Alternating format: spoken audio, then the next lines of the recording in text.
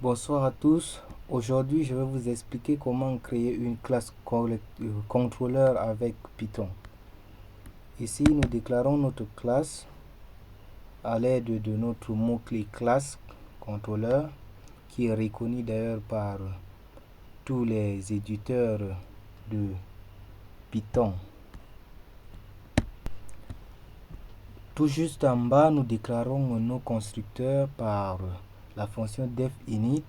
Et ici, nous avons considéré deux variables, solde caisse, opération.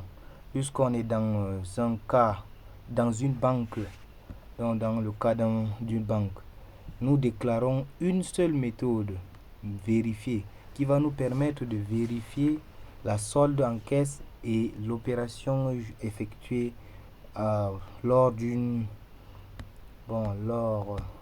journée de travail. Tout juste ici en bas, nous allons déclarer nos objets. L'instance de notre classe contrôleur C1. On déclare nos variables à l'intérieur. Donc on définit directement la somme de notre caisse, de notre solde en caisse, la somme de nos opérations. Ici, on a 2 millions partout. Ça veut dire que solde caisse égale à solde égale à opération.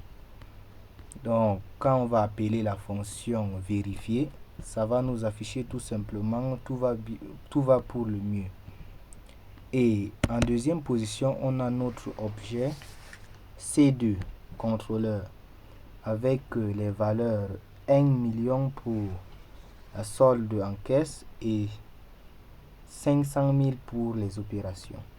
Ici, quand notre code va vérifier à base de la fonction vérifier, il va constater que opération est différent de solde en caisse. Ça va nous renvoyer tout simplement la somme des opérations journalières ne cadre pas avec le solde en caisse. Et alors là, il y a un problème.